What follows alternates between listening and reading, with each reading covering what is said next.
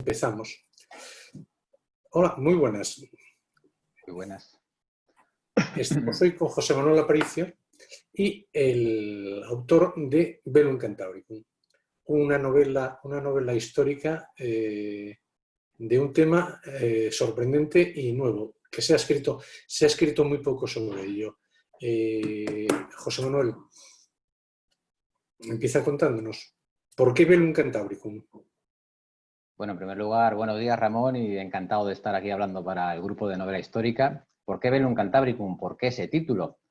Bueno, Bellum Cantabricum es el nombre que le dan los historiadores romanos a este conflicto, a esta guerra, que significa más o menos traducido guerra cantábrica, o que también se conoce como guerras cántabras, y que es la fase final de la conquista romana de la península ibérica, es decir, la culminación de esa conquista con la invasión por parte de Roma de los últimos territorios libres de Hispania, que son Asturias y Cantabria, y responden al nombre de Bellum Cantabricum, o también, como dijo el historiador, o como lo llamó el historiador Floro, Bellum Cantabricum et Asturicum, guerra cantábrica y astúrica o asturiana, o astur.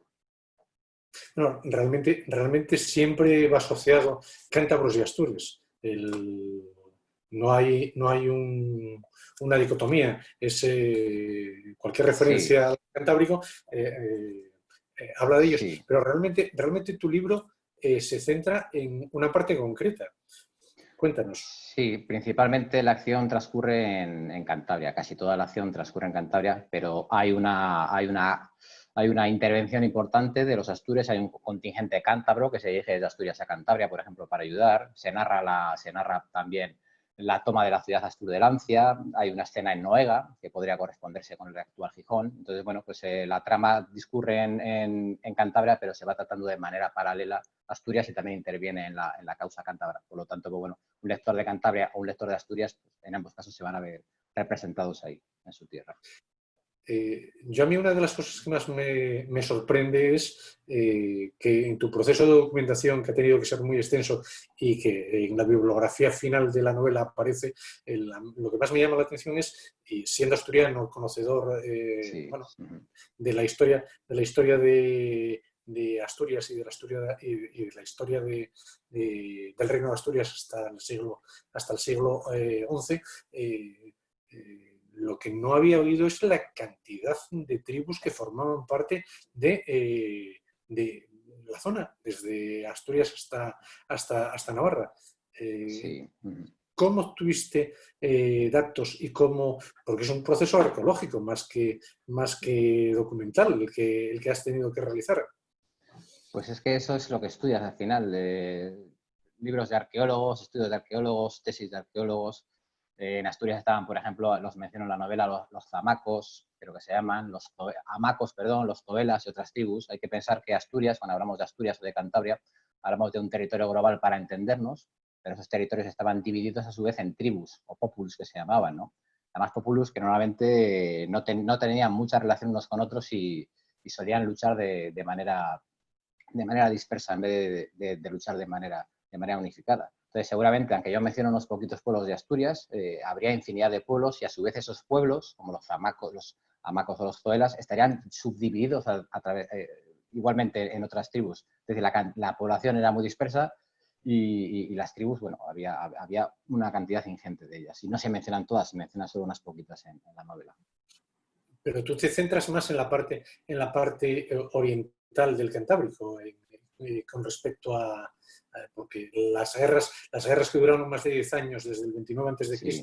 hasta el 19 a.C. aproximadamente, Eso es.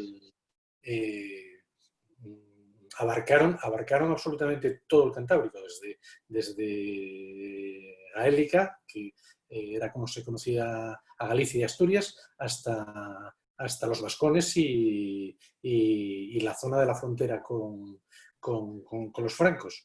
Se ha hablado mucho sobre ello, pero creo al mismo tiempo que hay un poco de confusión, que a veces se habla de que la guerra cantábrica ocurrió en toda la franja litoral norte, pero creo que eso puede ser un poco confuso. Por ejemplo, en la novela se menciona, o la acción principal sucede en un castro, en una población que se llama, en un castro, sí, que se llama Aracilum o Araquilum, y que históricamente se ha ubicado en Galicia, no sé si en Asturias también, en Cantabria, en Navarra se ha ubicado también. Entonces creo que esa falta de datos esa desinformación es la que ha llevado a pensar que quizás la guerra cantábrica tuvo lugar en toda la franja litoral. Yo pienso en principio que no y que realmente se circunscribió principalmente a lo que hoy conocemos como Asturias y Cantabria, un poquito hacia el sur también. No creo que llegara, en principio no creo que llegara más allá y creo que la conquista, por ejemplo, de territorios como el Navarro o el Galaico fueron anteriores, lógicamente. Pero bueno, es una opinión personal, de todas maneras. Lógicamente porque estás poniendo o sacando a la luz muchos documentos y muchos hechos desconocidos, porque no se había oído hablar prácticamente de las guerras y tampoco se sabía que Octavio Augusto había estado presente en las guerras y en el territorio de Asturias, Cantabria y la zona de los Vascones. Eso que comentas, Ramón, es precisamente lo que a mí me sedujo. Por ejemplo, conocemos mucho sobre Numancia, conocemos mucho sobre la toma de Sagunto, conocemos mucho sobre la toma de Alesia en Francia o la guerra de las Galias de Julio César. Lo conocemos porque está documentado. Sin embargo, las guerras cántabras estaban muy poco documentadas, o mejor dicho, más que poco documentadas, se había perdido la documentación. Entonces, cuando algo no está documentado, es como si no hubiera sucedido. Y las guerras cántabras fueron un episodio histórico muy importante en la historia peninsular, ¿vale? Que yo creo que merecía ser contado. No solo en la historia peninsular, yo me atrevo a decir que en la historia europea, porque Augusto, aparte de intentar invadir Cantabria y Asturias para hacerse con sus recursos naturales mineros, también necesita controlar el litoral cantábrico para a partir de ahí poder abastecer a las legiones cuando invadan Germania. ¿Vale? Es decir, la guerra cantábrica tiene un resultado muy importante en la historia europea, no solo de España y peninsular. Y bueno, yo como escritor, pues me parecía pues, todo un reto intentar reconstruir ese mundo y llevarlo al gran público a través de una novela. Antes de entrar en temas de narrativa de tu novela, yo me gustaría preguntarte, ¿tú crees que realmente si no se hubiese perdido toda la documentación de la biografía, yo creo que hecha por Dion Casio, estaríamos en que la auténtica aldea gala hubiese sido, de cara a los romanos, hubiese sido el Cantábrico y no lo que nos cuentan desde Francia?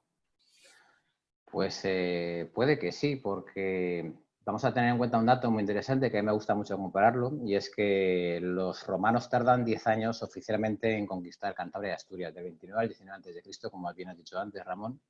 Si lo comparamos con lo que Julio César tarda en conquistar las Galias, pues bueno, comprende la actual Francia, Suiza, un poquito los Países Bajos, Bélgica, unos poquitos territorios más. Es un territorio enorme, muchísimo más grande de Cantabria y Asturias, y tardó 6 años, del 58 al 52 a.C.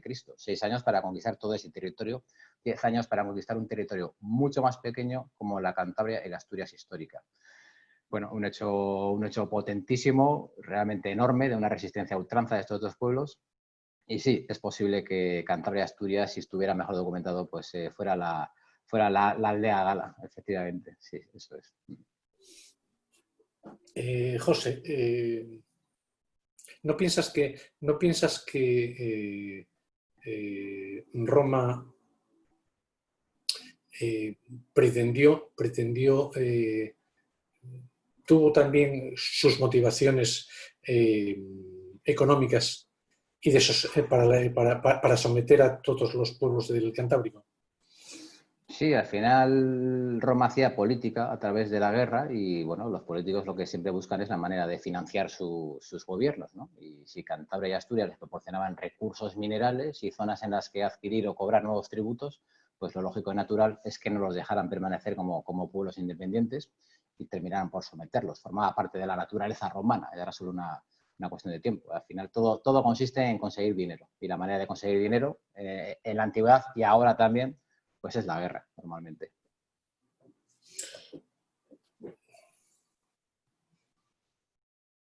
En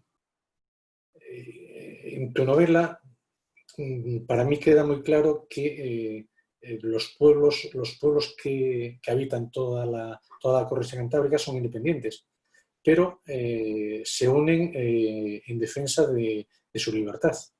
Al menos eso he sacado en conclusión de tu novela.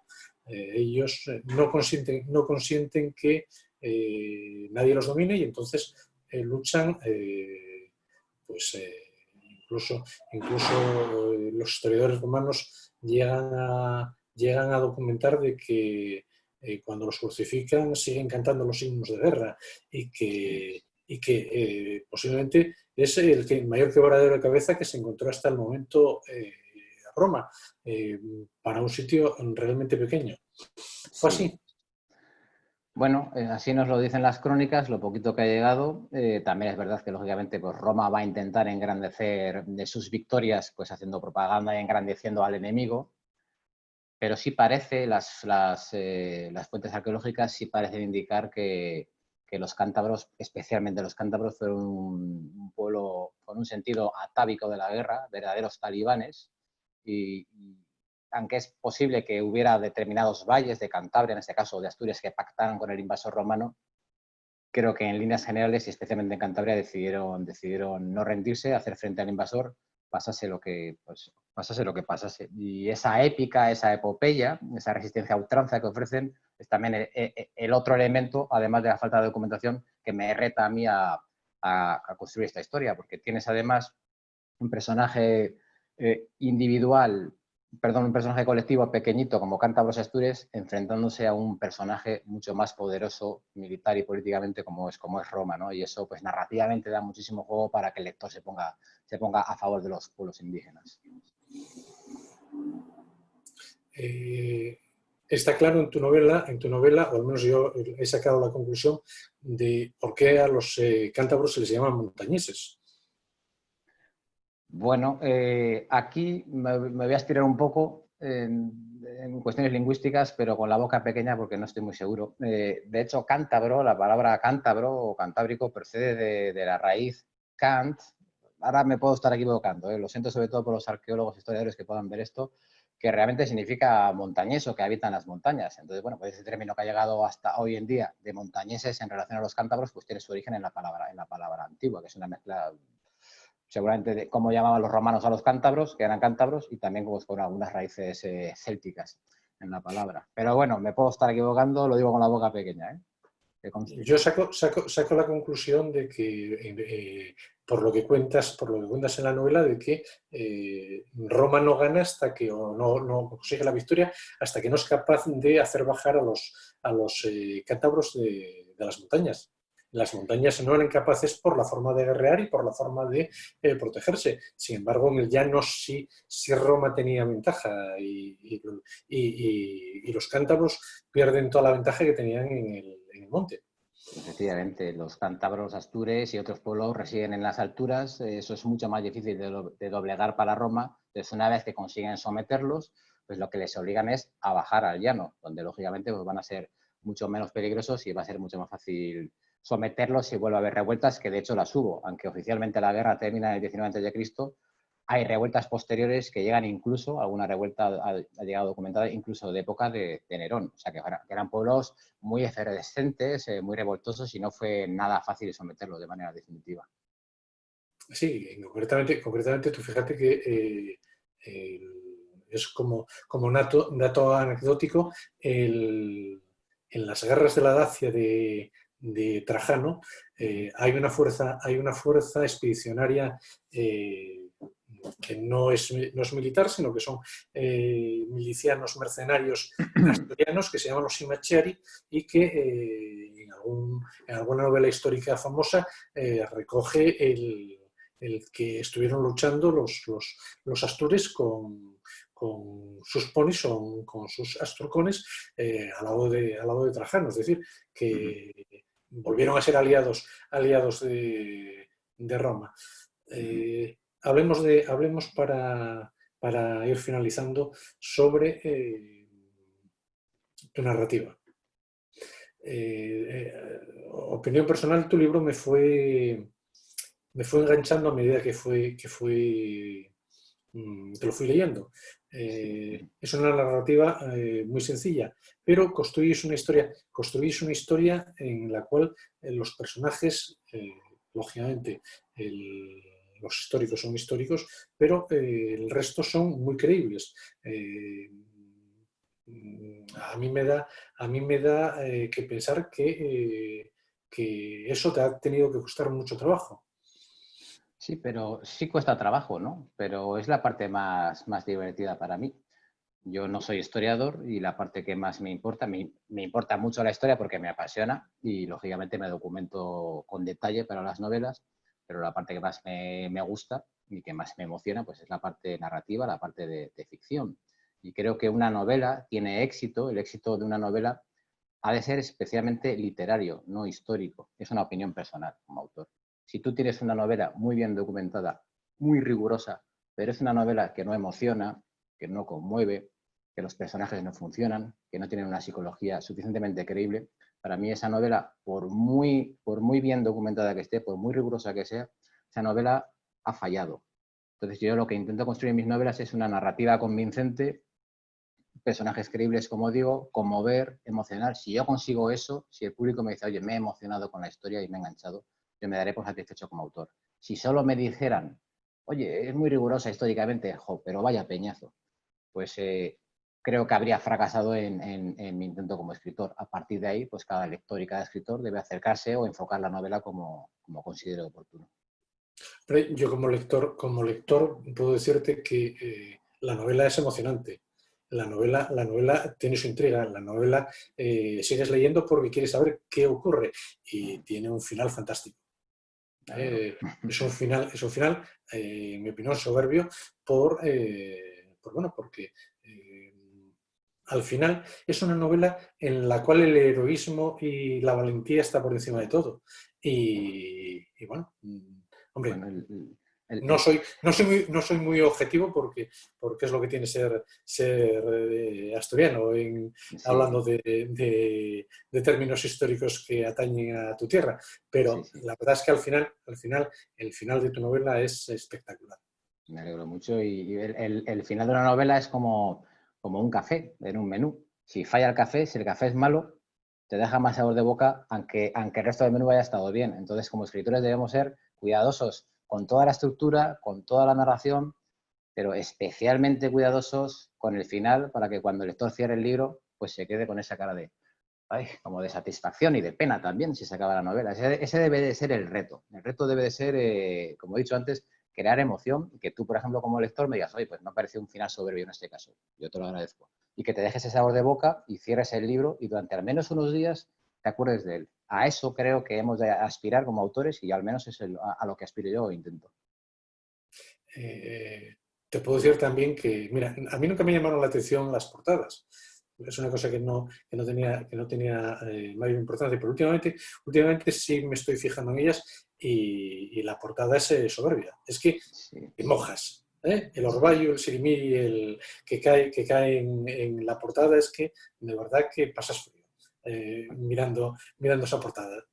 Hay que felicitar a la editorial porque a mí mismo, yo soy una persona exigente, bueno, como cualquiera podemos serlo, y tienes una imagen de portada y cuando me enseñaron el primer boceto, enseguida vi que habían dado en el clavo. Creo que recoge perfectamente la esencia de lo que narra la novela. Es una portada muy épica, impresionante, como he intentado que sea el contenido narrativo.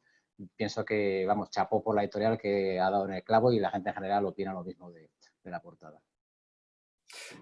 Te pregunto lo mismo que le pregunté a otros compañeros tuyos. ¿Estarías dispuesto a hacer un Zoom con lectores que que realizasen una reseña sobre tu libro y debatir durante una hora y cuarto, el tiempo que estimes oportuno, el, Sí, sobre la novela? sí, si las preguntas son asequibles, por supuesto. Y si hay que aguantar golpes, pues aguantaremos también los golpes. Sí, sí, claro. Encantado y Oye, un privilegio. el cargo lleva la carga, por lo tanto Efectivamente. el autor debe de saber soportar la crítica y la alabanza, las dos cosas. Así es. Efectivamente, eso es. Por supuesto, Entonces, encantado de hacerlo. oye, emplazamos a aquellos que tengan interés en mantener contigo un Zoom a que en los comentarios de este vídeo hagan una reseña sobre tu libro y organizaremos en fechas, una vez pasado el verano, organizaremos un Zoom con 15, 20, 25 seguidores y seguiremos hablando de Bellum Cantabricum. Será un placer. Muchas gracias. Ha sido un placer escucharte, de verdad, porque bueno, me has abierto los ojos en muchas de las cosas que habían quedado un poco oscuras. La verdad se ha dicho que es una perspectiva que en muchas cosas yo no me había dado cuenta y en algún momento me has hecho pensar que está muy bien razonado los motivos por los que escribes la novela. De verdad, Bueno, enhorabuena. Esa es un poco la magia de la literatura y conseguir que otra persona, que otra mente, pues se enganche a ese mundo que has creado tú y, bueno, aportarle con la literatura un poquito de la felicidad que tú tienes como creador, pues aportarle al lector un poquito de esa felicidad también, que son los libros. No, de verdad Gracias a ti. De verdad que me has hecho pensar mucho durante este tiempo que hemos estado hablando, el decir, no, caray, no lo había pensado. Tienes razón, José, de que es así de esa manera. Y yo tenía una idea distinta a pesar de haber disfrutado mucho de la novela. Te diré que ha sido de esas novelas que he dejado de lado muchas cosas dentro de la novela porque quería la siguiente página, el siguiente capítulo, la siguiente página. Estaba enganchado y quería llegar a ver qué ocurría. Pues me alegro mucho porque ese para mí es el objetivo como creador, eso, que te enganches, que fluya la lectura, que te olvides de lo que te rodea, que estés centrado en lo que le sucede a los personajes. Si lo he conseguido, pues una maravilla, desde luego. Oye, muchas gracias y finalizamos la grabación y de verdad enhorabuena y que continúe el éxito del libro que se lo merece. Muchas gracias a ti y a todo el grupo de Novela Histórica, Ramón. Oye, lo colgaremos en el canal de YouTube de Novela Histórica y para que el que quiera en el momento que quiera lo pueda ver y disfrutar, de verdad. Ha sido un auténtico placer hablar contigo. Igualmente. De Bellum Cantabricum. Muchas gracias, Ramón. Un abrazo. Un abrazo. Hasta luego. Dejamos de grabar.